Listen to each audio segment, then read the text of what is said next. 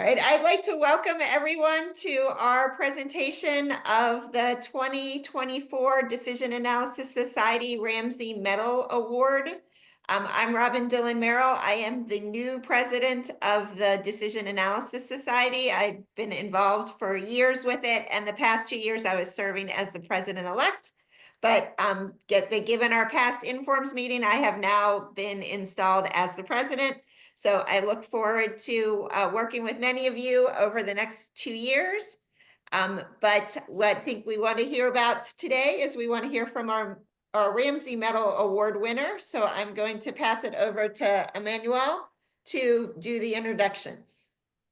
Thank you very much, Robin. And as you wrote in your last slides, I am the past president, so currently actually over. So, but as a past president, I was the chair of the Ramsey Award Committee, and I'm honored to present today in our seminar, our Ramsey Medal awardee, Sam Bodily.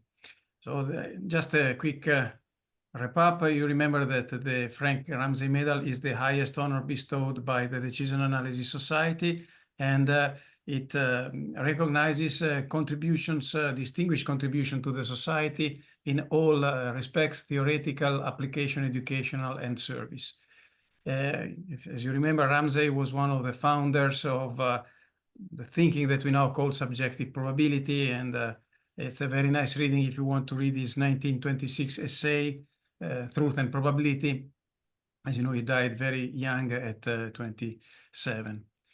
The committee this year was, and I thank them for their work. Really, they were also with me for the past 2 years. Professor Vicky Beer of the University of Wisconsin, Professor Robin Keller at the University of California, Irvine, Don Kleinmutz in Kleinmutz and Associates, Jason Merrick and Virginia Commonwealth, and myself as chair ex officio. And the winner is Professor Sam E. Bodily. He is John Tyler Professor Emeritus of Business Administration at the University of Virginia, Darden School of Business. And here is an applause for Sam. And here I will read an excerpt from the citation. You will find that in some posting that we sent to you some time ago, I think over the summer, regarding the medal. Professor Bodily is being recognized for his many years of contribution to the teaching, research, and practice of decision analysis. He's the father of the quantitative analysis area at UVA Darden, and he has been involved with the Decision Analysis Society even before it was called the Decision Analysis Society, because he was the president of the special interest group in 1988, 1990, so what preceded the Decision Analysis Society. He has received many honors and recognitions, many honors for the several cases he has written, and as we will see later, he has written over 120 cases. And he has won the best publication, so recognition for his papers as best papers published in the journal Decision Analysis, and he was also twice a runner-up for the Best Publication Award of the Decision Analysis Society. He was named Business and Economics Fellow in Eastern Europe in 1993, and as you can see, he has several other awards that you can also read there. Professor Bodily has over 50 publications. He has published in all major journals of our field: Operations Research, Management Science, Decision Analysis, Omega, the Harvard Business Review. He is author of 2 very successful books regarding modern decision-making, A Guide to Modeling with Decisions, and he is co-author, as we said, of more than 120 cases. He has also consulted intensively with the industry, so living on real decision analysis applications with government agencies and corporations, including IBM, Oklahoma Gas and Electric, United Technologies, and Tennessee Valley Authority. Prior to joining the Darden faculty, he taught at Boston University and at the Sloan School of Management at the Massachusetts Institute of Technology, where he also got his PhD, and he has been a visiting professor at INSEAD, Singapore, Stanford, and the University of Washington. I am very happy to leave the floor to Professor Bodily. Thank you very much, and congratulations again.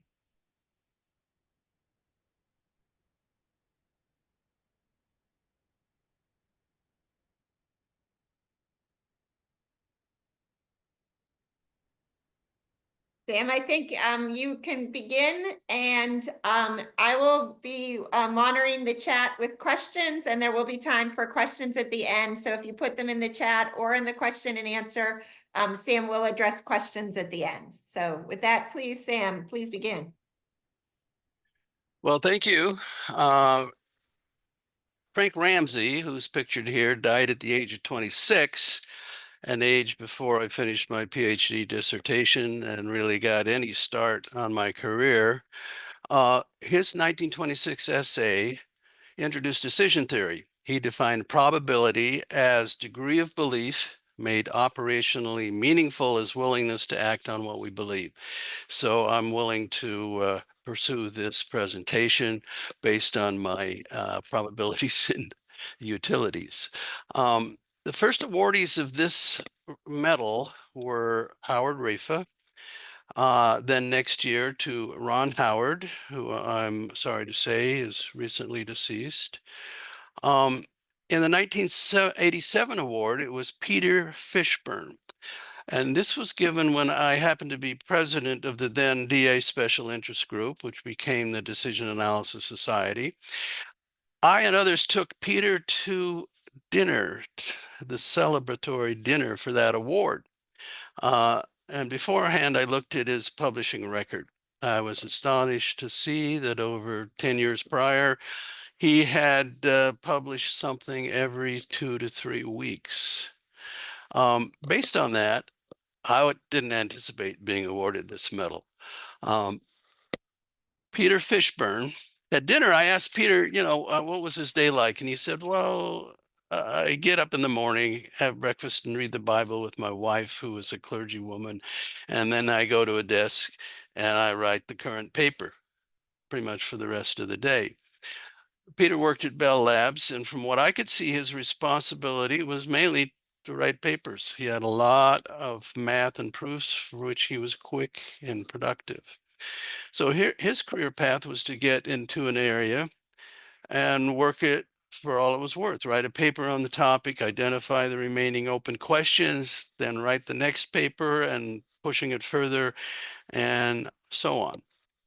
This table shows how he did in 2 areas, in 2 disciplines, economics, finance, and mathematics. So in mathematics, he had 495 publications. You see the tens of thousands of citations and a D index of 80. That D index means that in this department, he had 80 articles, at least 80 articles, each of which had more than 80 signed citations. So my story is a little different than that. I went to business school and began a quantitative analysis there. This was a school oriented to practical affairs. And instead of jumping on a scholarly track and staying on it, I pursued a practical problem for a while and then became interested in another. I would say my graduate training at MIT made me narrow and deep, and my Darden school experience at the University of Virginia broadened me. So there's a list of some of the things that I worked on. I was given frequent and diverse input points from both students and faculty with varied interests, and they quickly turned into collaborators. So many of these things have joint authors and reflect joint contributions. Multi-attribute utility, revenue management, cases, practice articles, forecasting, lifetime consumptions, and so on. So I would create a Venn diagram here with my work in scholarly articles, management science, OR, decision analysis, my work on practical articles, Harvard Business Review interfaces, and teaching being 3 circles. Teaching involved writing cases, writing technical notes, which are essentially what students would read, like they might read a chapter of a textbook to understand technical material. And then there were some teaching articles, ideas about how you might improve the way you present some things. And part of the teaching was developing DA colleagues. My ideal project was one that was including all of these things. So I like to go into an area, write a scholarly article, write a practice article, and write a case and teach it. Now, that's the way I went into things. I'm not saying that every time you actually succeeded in all three areas, but you usually got a couple of them, and sometimes the sweet spot. Here's an example multi-attribute utility paper written with Casey Lichtendahl in 2012. It got the Special Recognition Award. I think that's the now called Best Paper in the journal. And it also was runner-up for the Society Award for Best Publication in any journal. Two new forms of utility came out of that. And these are utility for health and consumption. The one that I really like, the multiplicative exponential. So Q of HI is the quality adjusted life year, the QALY, in year I. Phi is the utility for consumption in year I, and rho is the risk tolerance. And what, unlike additive forms, the multiplicative form, what it could do was express correlation aversion in consumption streams. So this allows to prefer some bad and some good years to either all bad or all good under uncertainty.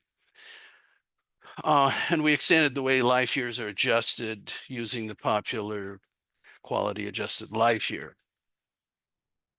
Other multi-attribute utility papers with Casey, runner-up for the publication award in 2012. This is about how you use conditions like mutual preferential independence, preferential scale invariance to come up with various forms. And here I like, because of the symmetry and because of the properties, the multiplicative expo power. It has both a gamma for relative risk aversion and a rho, which is risk tolerance in consumption. So you can combine over multiple years, and you can look at the risk within each year at the same time. Another paper written in the same stream with Casey and Raul Chow was about using these kinds of models for habit formation statements. Another early multi-attribute paper came from my thesis. This is a delegation process. So this is a way to get weights to combine individual utilities into a group utility function. So everyone gives a weight to all others, but not themselves. This is like a probability, it being zero, between 0 and 1. And then you think about stages of delegation. So if I delegate it to everyone else, they delegate it to someone else at the next stage, and someone else is delegated. It's like a process that will converge, because the weights are like probabilities. So like a Markov process converges to steady state probability, this will converge to utilities that could be used in a group utility function. Another paper of that era looks at optimal consumption and portfolio strategies, where you have a dependence on a summary of prior outcomes, summary dependent preferences. An area where I wrote several items was in risk analysis. This reducing risk and improving incentives for entrepreneurs. It also got the Journal Award, Decision Analysis Journal Award. The question here is, what can a backer do to encourage an entrepreneur to launch a startup? The uncertainty is high, and the startup won't begin unless the uncertainty is reduced. So there are ideas: a gift. They could buy equity. They could provide insurance. The gift doesn't have any ownership or anything, any kind of return. Less interesting to most backers. Equity takes too long. You have to wait for an IPO or for a sale of the company, which might take a long time, more than many backers would want. So there are two new ideas here that had some salience. One was a revenue contract. In a revenue contract, the backer puts up money and takes a percentage of revenue, not profit, until they get their money back plus some contracted gain. Here, the backer gets the money sooner. The entrepreneur has an incentive to increase revenue, which is an incentive compatible with the backer. Another idea which had some salience was a swap hedge. Now, sometimes there is a big uncertainty that looms over the success of a startup. For example, in 2014, the drop in petroleum price index exacerbated, if not caused, failures of clean tech companies.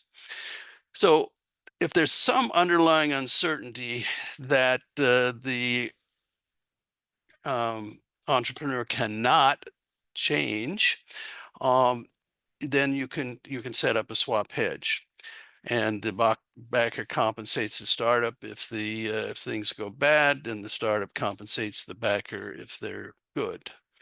The swap hedge and the best choices were insurance, swap hedge, and revenue contract, and we map out which is best in the space of risk tolerance and correlation. And if you have high risk tolerance, a revenue contract is best. Otherwise, use insurance for low correlation and the swap hedge for high correlation with the underlying risk. Another paper in the risk analysis arena, long-term care decisions, written with a student assistant. This recommends for people are worried about, how am I going to pay if I have to be cared for many years as I get older. This recommends that for most people, you're best off investing money in a Roth IRA as you earn it. Make that money the last money you spend, and use it for long-term care if you need it, leaving the residual for heirs who can continue the tax benefits of the Roth IRA, at least for 10 years under current legislation. Another paper written early on was with Don Kiefer, 3-point approximations. Question was, what's the best way to represent a probability distribution with 3 points in order to approximate the mean and variance as best as you can? Turns out extended Pearson-Tukey. What I learned from this is that a lot of people want to use these. I guess it's a quick and dirty way to do some analysis. There were 525 citations. Another paper early on was the analysis of risks to life and limb. Now, this looks at the willingness to pay to reduce risks to myself, along with collective analysis of willingness to pay for others.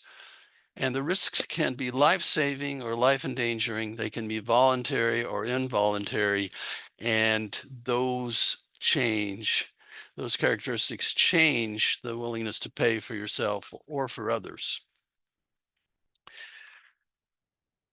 Here's an example of a problem I became interested in some time ago. This is one of the first to use the term perishable asset revenue management. Now, before this, airlines would use yield management to fill the airplane. But the distinction with PARM is that you want to worry not only about filling the plane, but also getting as much revenue as you can with the people who are going to fly. the revenue management field really took off. And now there's a revenue management section at Informs and a journal, and it has, I think, as many sessions at Informs as there are in DA. Maybe I should have stayed with that project. However, I got analytic articles. I've produced some cases and practical pieces written. So I moved on. One thing I did learn here is that if you want to have a lot of citations, pick a field that's going to grow and write a survey article. 1,150 citations for that article. There were a number of practitioner pieces. Well, I mentioned this one already. During the .com era, I became interested in what I would call eStrategy in the electronic world. How do you do pricing? How do you, what kind of strategy makes sense? Around that same time, well, I was the editor of special issues of Interfaces. And in the process of doing those issues, there were a couple of pieces, one in each of these, about strategy and the practice of decision and risk analysis. Someone called me and said they wanted to talk about electricity price modeling. I think that is the hardest thing in the world to price. You make electricity, you distribute it, and you sell it at the speed of light. So we had a simple, well, relatively simple electricity price model that was developed at that time. One of the first articles I wrote was about a decision analysis of whether you should go to court or settle. And this is the only paper I wrote where I didn't change a word or a number from the time it was submitted until it was published. Course design and case writing. I created a new course when I started it at Darden called Management Decision Models. And this won the Instructional Award from AIDS. Well, when the AIDS disease came along, they changed their name to Decision Sciences International Institute. But this award, the work that went into that, produced a book, and I wrote a number of cases going along. Only one time did I enter an Informs case competition, but I thought, well, let's go in with two offerings. One was with my colleague Anton Ovchinnikov, and the other one was with a student, Akshay Mittal, and we won first and second place. At Darden, Wachovia gives a lot of awards. Well, Wachovia got absorbed by Wells Fargo, so it's now a Wells Fargo award. But there were a number of these for excellence in teaching materials, high impact case, Enron. Well, let me say something about, and the best-selling case awards, exceptional case writing. Let me say something about the Enron case. This was one of the first multimedia cases produced.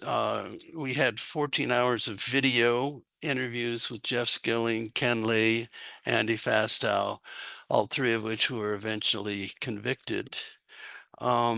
We taught it in several executive programs before the company started showing signs of failing. The case was set to be taught as the first case in January 2002, and they went bankrupt on December 2nd. So we spent our holiday writing two more parts of that case. One was the fall of Enron, and the other one was lessons learned. New York Times wrote an article about it, put it on the front page of the business section, February 2nd, 2002. That day, I got a call at 6 a.m., woke me up. And I thought, all right, who is this? They said they were calling from the Today Show. And I wondered which of my crank friends had pulled this prank call.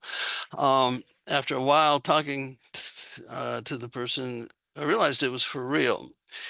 I went to teach an 8 o'clock class, went back to my office, and there were 17 calls from the likes of McNeil Lair, Good Morning America, et cetera, et cetera. The next day, Bruner and I appeared on the Today Show with Katie Couric. And unfortunately, even though she was a UVA grad, and I thought we hit it off, she never called again. I wrote a number of articles about teaching. Robert Clement and Terry Riley asked me to write some chapters in their revision of their book, Making Hard Decisions, which I was happy to do. And we added a number of Darden cases, which was also fun to do. So Darden is a place where you serve up your own cooking. You write your own cases and produce the recipes yourselves. My colleagues and I were often talking about, well, how do you teach a concept? We would debate endlessly. This article is about whether you would use Monte Carlo simulation or a 3-point approximation and a decision tree to teach the news vendor analysis. We did it both ways successfully, and it really depends on how it fits into the context of the other things you're teaching. Ken Shell approached me with concern that in engineering, structured risk management was not being done well, so we wrote this paper. I often saw a point of view among many who taught quant that you can't use cases. Well, we use cases every class. So that those comments led me to write this article and interfaces about how you can use cases in quant courses. Spreadsheet modeling as a stepping stone was commissioned by the Management Science Roundtable, and they wanted a piece about how you could use spreadsheets to step into risk analysis, simulation, optimization, forecasting, and statistics. This is at a time when none of those were built-in functions and add-in functions as they came to be. And we talked about how you could get started doing that. It's the only paper I ever wrote where they gave me a stipend to write it. Textbooks and cases. Well, the Modern Decision Making is a book that came about with the work that was done for that instructional award. My colleagues and I wrote a text and case book. This was a team of 4 independent people who could write great cases and technical notes, and often argued about how to teach them. And these cases and notes were used individually, but not many people were doing a course like ours. And this was not a bestseller unified book. Despite what it may have been said in the introduction, this was not. Teaching at Darden was a challenge. The art history major would be sitting right next to the data scientists, and you needed to pull them to work together, to learn together. Once students overcame initial hurdles, well, they found it fun and satisfying, many of them, and they often expressed appreciation for the concepts and the competitive advantages that the DA courses brought them. We taught a case named Chance Encounters, and this was about the sequel to a movie. So you had data on the original movie, and you would use leading indicators from that to forecast how the sequel could do. Well, the students brought this into class with a lot of credits given to classmates. It's a good spoof poster. I like the fact that it was PG. So we did an experiment with students. We asked them to give their certainty equivalent to a 50-50 lottery where the outcomes were $0 or 17,500, which happened to be what a semester of tuition would cost at the time. We then conducted random experiments to determine a winner in each section, and then we would have a runoff between the sections. We had 5 loaves of bread we gave to each section winner. One of them had a Jefferson $2 bill in it, and that was the person that went on to the final. In the final, the winning student got to choose between taking their certain equivalent and getting that money immediately, or choosing between 2 suitcases. In the picture, you see that the student Japanese student who happened to dress as a samurai was the one who got to pick the between the suitcases, and he went with the suitcases, not with the cash. Unfortunately, this is what happened. He opened it to find $0. This picture, I think, appeared in several newspapers. I think the Washington Post, the Richmond Times. And we wrote an article about this. It appeared in Decision Analysis. You might find it fun to read. And the fact that he didn't get anything meant we had the money and we use it next year. Then next year, the student again chose the suitcases, but this time got the right one and got the money. So that was the end of that. I've done a lot of executive short courses. In 1980, I was invited to create a 2-week course for IBM on financial decision analysis. Now, this had some simulation in it. It had decision trees, NPV analysis, and so on. I prepared all the teaching materials, personal computer, provided the computers and arranged the venue. And we taught this for several years. It morphed into 2 3-day courses. And these were on decision analysis and the other on risk analysis. They were done at nearly all the IBM laboratory sites in the US, and there were a lot of them at the time, and in Bodily, Germany. There were lots of other courses. 1-week course on decision and project analysis was taught over several years, including to about 10% of all employees of the Oklahoma Gas and Electric Company. Many different executive courses that were done through Darden, many of them done outside on my own time. About 45 years ago, I became interested in the question, what should be the discount rate for use in evaluating the expected utility of the net present value of cash flows from a project? Now, finance had an approach. They would put everything into a discount rate. But risk and time are separate effects. They can be altered independently. In decision analysis, typically you would simulate the probability of distribution of NPV, and then you would get a certainty equivalent. But with what rate? Sometimes people would use the risk-free because the uncertainty was handled in the certainty equivalent. Sometimes they would use finance approach, finance beta adjusted rate, sometimes something else. This is a problem because in a risky project, you might, if you make it 1,000 times larger, the finance beta adjusted discount rate would say it's the same risk. Just divide the bigger project into 1,000 shares and sell them with the same risk to 1,000 people.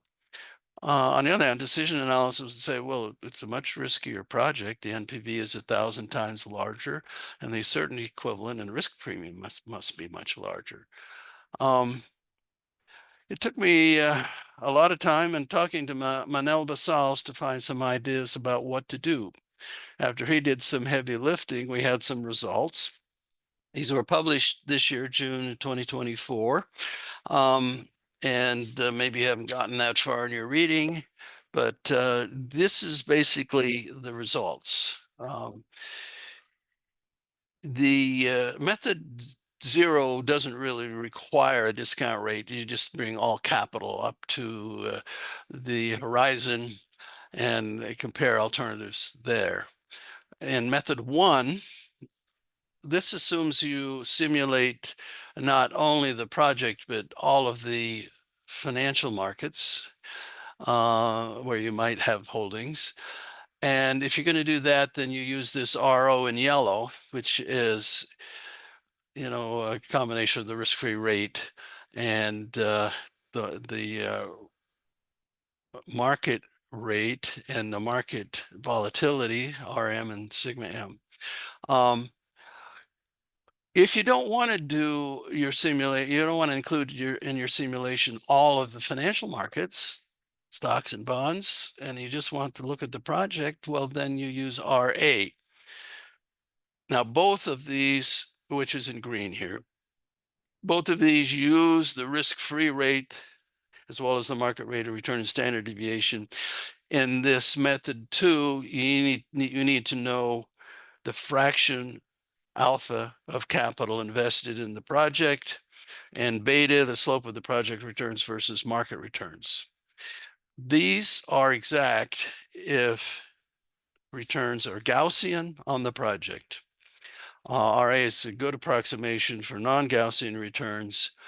If you want a good project, try to find an exact solution for non-Gaussian returns.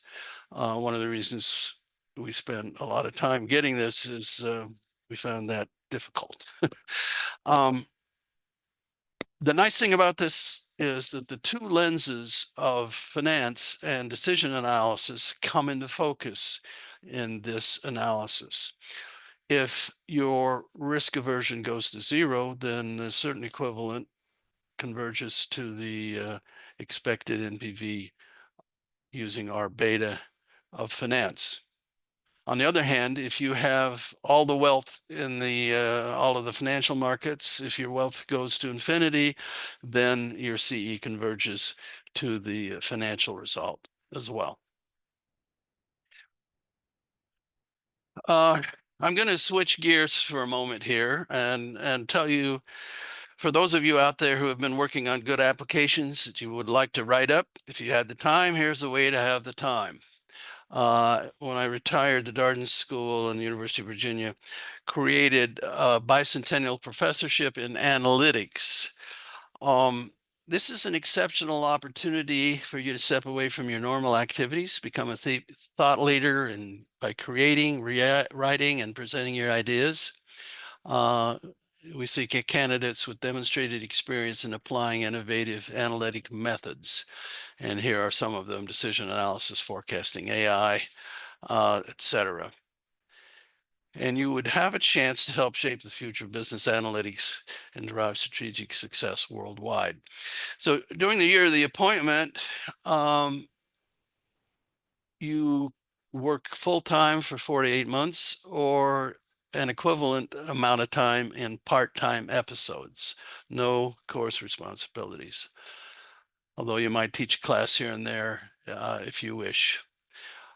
You would be taking a leave of absence from existing responsibilities. However, if you can manage to fit in 4 to 8 months in your year and keep your existing responsibilities, you wouldn't need the leave. You immerse yourself in Darden's academic and collaborative environment and work with faculty throughout the university, including the new UVA School of Data Science, which we think is the first one of those in the country. Here is a website where you can learn more about this. And if you want to nominate yourself or someone else, just send an email to this analytics professorship at darden.virginia.edu and include your CV, include what you would like to do, and why it would be a good idea for us to support you in doing that. I was 11 years old, living on a farm in Utah. I would ride around the fields on the tractor, working on weekends in summer. I had a long time to think. It was the Cold War. Khrushchev was saying, We will bury you. And what I was hearing in school was devote your life to science. So I did. I started college as a math major, switched to physics. Graduation, went to MIT for a PhD in OR. And I found a multitude of ways to make contributions through decision analysis. It can make a difference in the world. I did what I loved. I loved what I did. So I'm done. We can now go, Robin, to some of these questions. Any questions you might have, but I have some questions for you about will there be a Ramsey Award 30 years from now? If so, what will it support? What will the decision analytic work be then? What kind of record would receive the medal? All right, I have, so Ankit, put a question in the question and answer for you, the Q&A. And they wanted to know, they were very impressed with how many different projects and how many different problems that you addressed over this career that you were summarizing for us. And they were looking for, what do you consider your successful sauce? To keep yourself motivated? How do you keep motivated on working on so many different problems over such a long career? I think that I was in a place very oriented to practice. So we have at the Darden School a ring of names of people that have given $1 or $10 million to the school. They're very successful in the practical world. And when they're students, they often have ideas of things that could be done, or alumni come back and they want you to come in their company and write a case. So a lot of the things that I pursued were practical problems that came from students or alumni. The other source would, of course, be other faculty member. We're always talking about teaching and we're talking about research, and you generate a lot of ideas. You'll see that a lot of the papers I chose to talk about were co-authored. I took good advantage of people who could do their share, more than their share. And again, my effort was to keep it practical, and they would often work out some of the results. When you teach executives, as I did, you often find people who say, you know, I got this problem or I have that problem, and you get interested in it. That's kind of how I got interested in revenue management. Again, that could have been a whole long path, and maybe I should have stayed with it. I didn't, because something else became interesting. There's a new thought. And when .com comes along, it seems like there's something to contribute from decision analysis to that as well.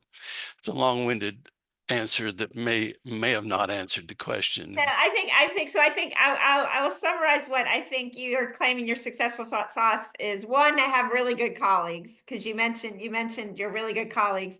And two, just have exciting problems or be in a place where you can be exposed to exciting problems. That's what really has kept you motivated, that you want to solve exciting problems, that sounds like. Is that a fair summary? Yeah. All right, I have, so anyone can put more questions here. But I'm gonna, while I digest what the next question is, I'm gonna take an opportunity to ask you a question, which is, you talked a lot about writing a bunch of different cases that you've seen that over time, like lots of different cases. And everybody who teaches things, cases seem to get out of date, just as time passes. Are these still relevant? What cases, or what case in particular really stands out to you that you think will withstand the test of time, or that you really would push or bring highlight to other people who are teaching now, that they really has just really lessons that are going to continue to be relevant and important forever? Like what's your favorite case that you'd really push people towards? Well, I'll mention two cases. One is a case about beta. That's the first case I ever wrote. I just got some data about companies, and I noticed that they use beta to do the find the risk, sorry, the rate to use in their NPV calculations. So the students had the task of looking at these and forecasting beta and realizing that there's uncertainty outside of beta.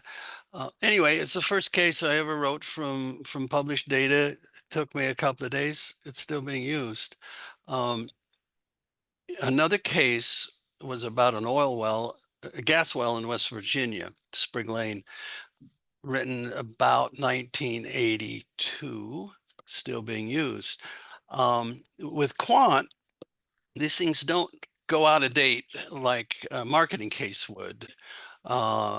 They have some potential to last, and that Sprig Lane case, you're looking at you have data on the cost, the probability of finding gas, how many BTUs it has, what's the price per BTU, what's the inflation rate, what's all of these things. So you look out over a 30-year time, and that case is still out there. So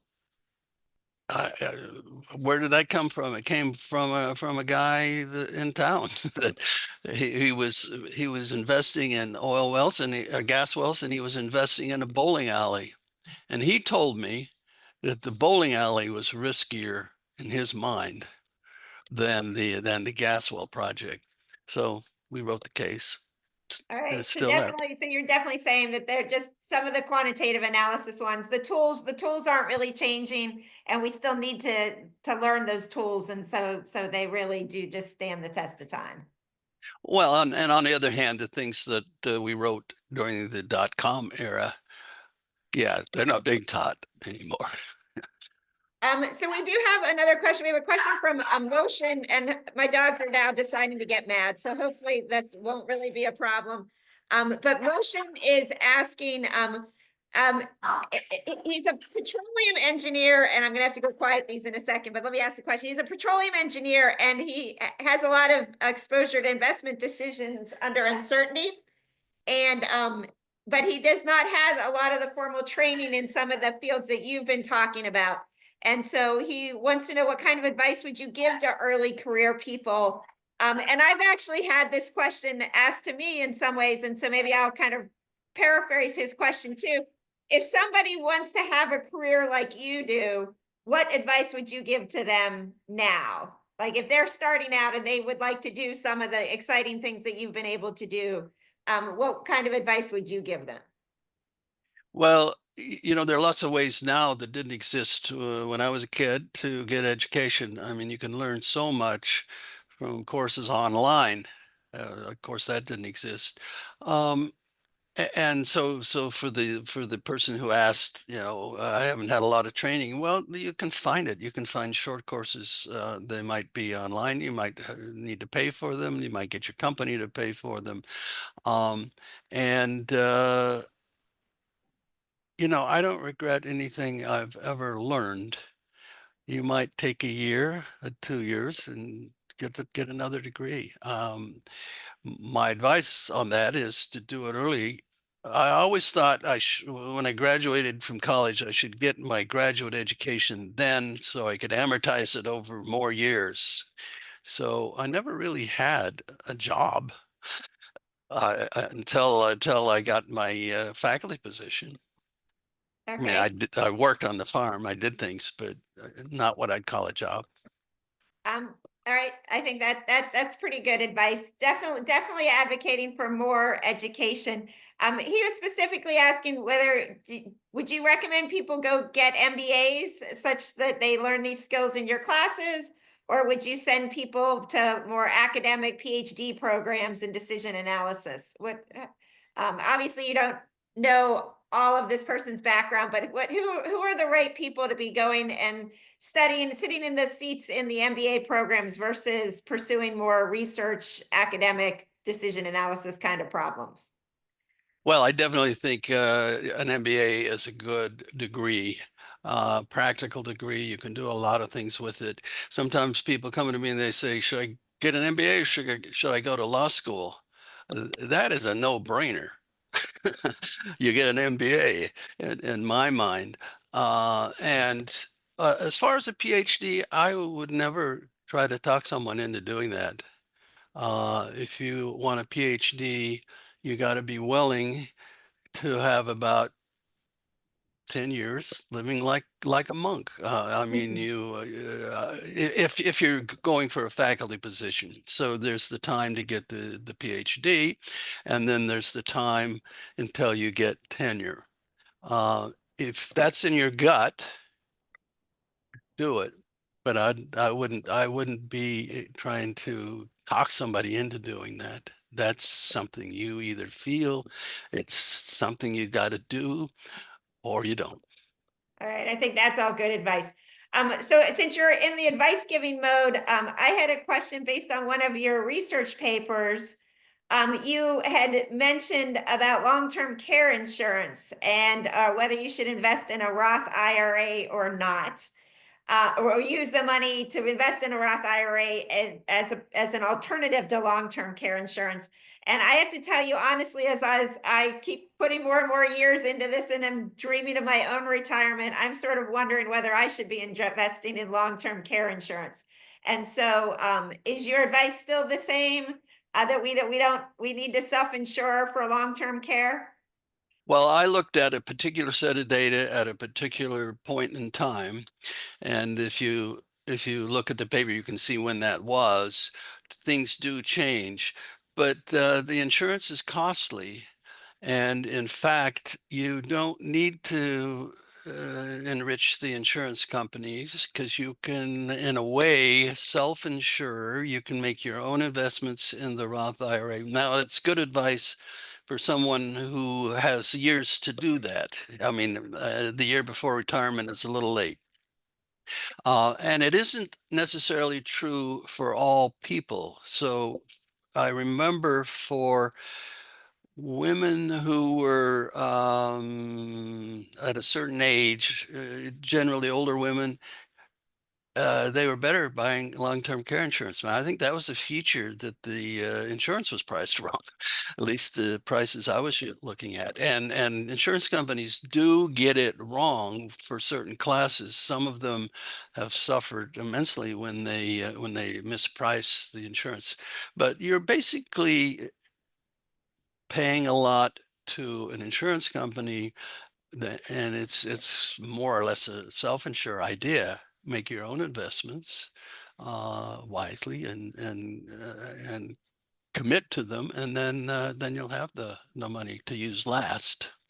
Yeah, I sort of feel like that also is a message that Ron Howard conveyed when I was in grad school, that I mean, insurance companies are obviously profitable if they're continuing to be insurance companies, and they're profitable for a reason. So if you have the resources, then maybe you should self-insure.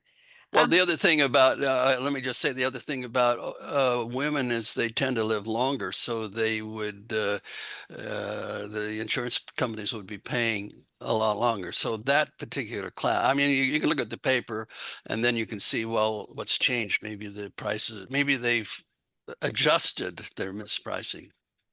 All right, I think I have time for one more question. I think I'm going to turn your question for you around to you and say, so what is the future of decision analysis, or what kind of advice or what kind of challenges or problems would you give to this next generation of scholars?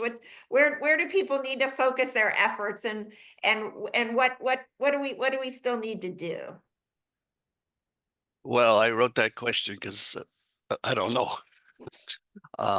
Things are changing so rapidly with AI. It could be that a lot of the work we're doing now will be to a large extent automated. I won't, yeah, I don't know. I won't be alive 30 years from now. So whoever's gonna, you'll have to see how this turns out. I don't know. I think the basic idea of decision making under uncertainty is here to stay. and people will continue to push the frontiers. And without knowing what kind of innovations in, say, AI may come about 5 years from now, 10 years from now, it's very hard to say what the particular topics will be. I wonder, will they be giving a Ramsey Medal 30 years from now? Will it morph into something else? Will it be who knows what? More of an AI, human-centered AI. Who knows what it might be? I'd be interested in hearing what other people to say. When I saw the people who were online at the start, I saw Ralph Keeney, Carl Spetzler, who were both Ramsey Medal winners. Maybe they have something to say if they're still on. And I can't see the list. There may be some other. Right now, I can't see the list. Oh, wait a minute. Yeah. Maybe there's some other. Oh, well, Don Kleinmans. Greg Parnell, Jim Matheson. All of these people may have something to say. Robin Keller. Yeah.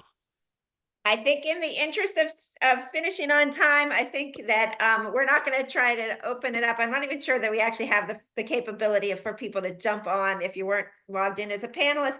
But I do think, I think to your point, Sam, when you do mention AI, I mean, we've been studying decision making for a long time. You've been studying it for over a fabulous career. And AI is making decisions. And so I feel like we're just going to have to bring our skills into AI and understand how they're making decisions also. I don't think it's going to put us out of business, because as long as the world is making decisions, I think that we're all still going to be relevant. And I think with that, and so we can finish on time, I just want to say, Sam, thank you very much. We're very proud, and I've really enjoyed your talk. Well, thank you. I really appreciate it. And any of those people who want to send me an email answering the question, what will happen to decision analysis, send it along. And are you still seeing that? So if you wanted that link or the Yep. email address, it's showing. It is. It's showing right there. So thank you very much, everyone. And I hope everybody enjoys the rest of their day and looks forward to some nice, restful holiday season that is coming ahead of us. So it was great. And we'll see everybody in the new year. Thank you. Bye-bye. Ciao.